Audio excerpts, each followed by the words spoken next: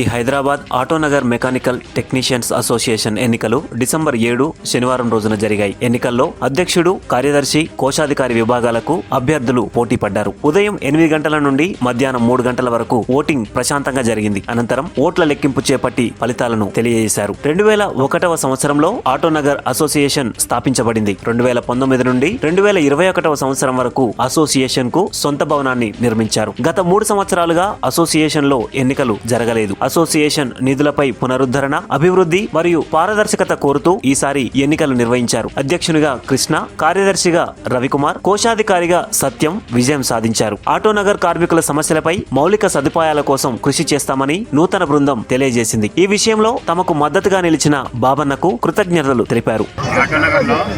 Mechanical association లో ఈరోజు election నిర్వహించడం జరిగింది. దాంట్లో ఓటర్లు 463 ఓటర్లు ఉన్నారు. ఓటర్లు ఉంటే దాంట్లో ఎలక్షన్లో నిలబడిన ప్రెసిడెంట్లు ఇప్పుడు జీపూర్తి కృష్ణ, తర్వాత general secretary Ravi, doctor, treasury Satyanarayana, auto గుర్తు, ఈ 3 విన్ అవడం జరిగింది. ప్రెసిడెంట్కి 290 ఓట్లు వచ్చి 99 ఓట్లు, జనరల్ సెక్రటరీకి 299, ట్రెజరీకి 275 ఓట్లు రావడం జరిగింది. వచ్చి భారీ మెజార్టీతో ఘన విజయం సాధించడం జరిగింది. ఈ ఆటోనగర్ యూనియన్ కానీ, అందరి యొక్క సభ్యులు కానీ, వాళ్ళకి ఇచ్చే ఇట్లాంటి ప్రాబ్లమ్స్ కానీ ఏమన్నా కానీ వీళ్ళంతా కట్టుబడి పనిచేయడానికి ఉన్నారని చెప్పేసి మేమంతా ఇది చేస్తున్నాం. అంటే ఈ అసోసియేషన్లో ఎంతమంది పోటీ చేశారు? మొత్తం ఈ అసోసియేషన్లో 6 మంది పోటీ చేశారు. మొత్తం ప్రెసిడెంట్కి 2, జనరల్ సెక్రటరీకి 2, ట్రెజరీకి 2. అంటే ఈ అసోసియేషన్ అంటే మీరు నూతనంగా ఎన్నుకున్నారు, ఏం చేయాలని? నూతనంగా ఎన్నుకొని ఆటోనగర్లో ఇప్పటివరకు చాలా మందికి ఫ్లాట్లు లేవు. సొంత షెడ్యూల్ లేక రోడ్ల మీద పనిచేయటం, డబ్బాలు పెట్టుకోవటం, కిరాయిలు కట్టలేకపోయిన పరిస్థితి ఇట్లాంటి వాడే ఉన్నది. కాబట్టి దీన్ని ఆటోనగర్ని మాకు వేరేగా కొత్త ఆటోనగర్ ఒకటి ఏర్పాటు చేయాలని చెప్పేసి దానికోసం ఎక్కువ కృషి చేయాలని ఆలోచిస్తున్నాము. అదేవిధంగా అందరికీ ఆటోనగర్లో పనిచేసే మా సోదరులందరికీను ఎట్టి ప్రాబ్లమ్స్ రాకుండా, ఏదైనా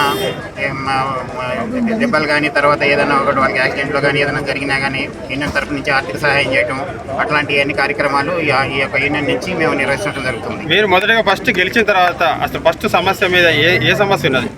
మేము ఆటోనగర్ అందరికీ ప్లాట్ల గురించి, కొత్త ఆటోనగర్ గురించి సమస్య గురించి ఎక్కువ మేము చేయడానికి పోరాడతాం. అంటే తెలంగాణ ప్రాంతంలో, అంటే ఇప్పుడు విజయవాడ అక్కడ ఆటోనగర్ ఉంది, తెలంగాణలో ఆటోనగర్ అంటే ఇది ఒక్కటే మెయిన్గా తెలంగాణ. ఇలాంటి ప్రాంతం మరి మీరు ఎక్కడ అంటే స్థలం చూపించారా? మరి ప్రభుత్వాన్ని ఎలా వేడుకుంటారు? ప్రభుత్వాన్ని మేము స్థలం చూపించమని దాదాపు ఔటర్ రింగ్ రోడ్ అవతల మాకు ఉన్నదన్నట్టు మాకు కూడా కొంత విషయం తెలిసింది. వెళ్ళినా కూడా ఔటర్ రింగ్ రోడ్ అవతలకి వెళ్ళాల్సి వస్తుంది. సిటీలో బాగా ట్రాఫిక్ పట్టుకోవడం వల్ల, ఈ ట్రాన్స్పోర్ట్లు ఇవన్నీ ఇక్కడ ఉండటం వల్ల ఇది కూడా టైట్ అయిపోయి ఔటర్ రింగ్ రోడ్ అవతల ఏదైనా మాకు అరేంజ్ చేయమని చెప్పి మేము ప్రభుత్వానికి. కొత్తగూడెం దగ్గర మీ ఆటోనగర్ మారుస్తారని చెప్పారు, మరి అక్కడ మీకు సౌకర్యంగా ఉంటుందా? ఔటర్ రింగ్ రోడ్ అవతలైతే సౌకర్యంగానే ఉంటుంది. ఎందుకంటే ఇక్కడ చాలా బాధపడుతున్నాము. అక్కడికి వెళ్తే మాకు ఎంతో కొంత మేలు జరుగుతుందని మేము అనుకుంటాము. అంటే మీరు ఇంతవరకు ఏమైనా మంత్రులను కానీ రవాణా శాఖ కలిసడం?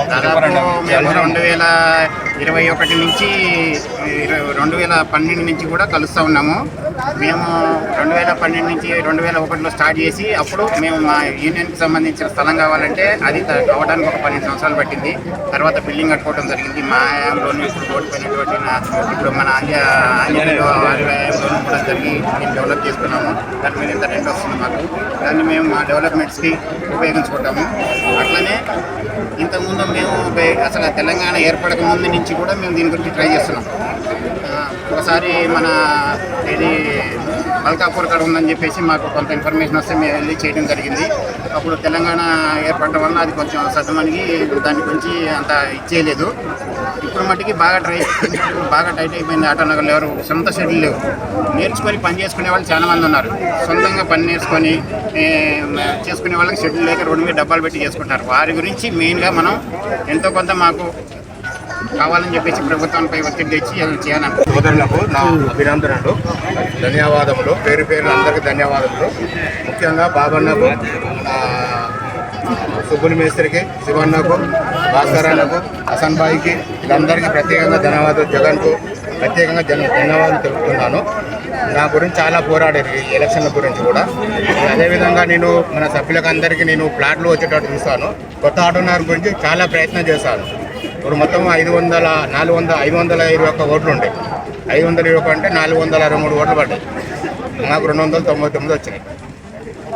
Okay right. గెలుపెందులో ఎంతమంది టోటల్ ఈ సభ్యులు ఎంతమంది? ముగ్గురం 6 మంది పోడు ఆపోజిట్, 6 ముగ్గురు అటు ముగ్గురు ఇటు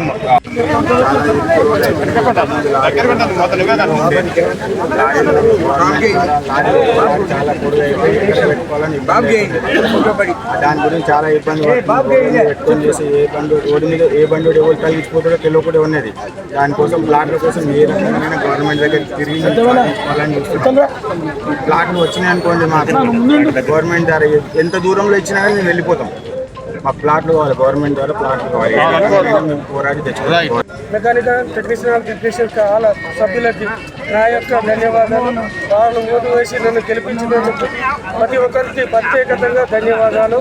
మెయిన్గా నేను ఏంటంటే ఆటోనగర్ సమస్యలు చాలా ఉన్నాయి. దానిపైన కొట్లాడడానికి, చూసుకోవడానికి, కొత్త ఆటోనగర్ ట్రై చేయడానికి all technician, mechanics, body builders, electrician, denting, painter, బాస్ pump, lathe work, all technician. దాదాపు ఎంతమంది పనిచేస్తున్నారు? టోటల్ 1500.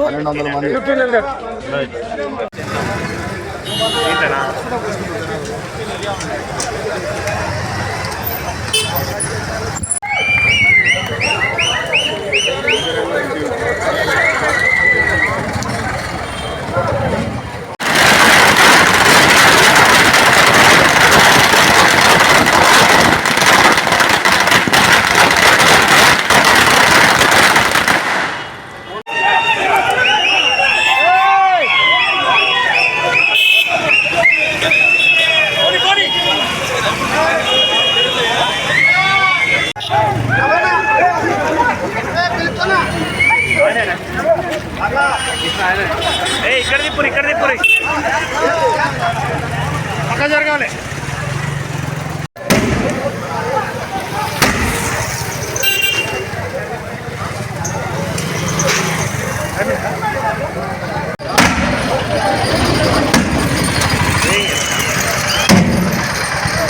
అట్లా పోదాం.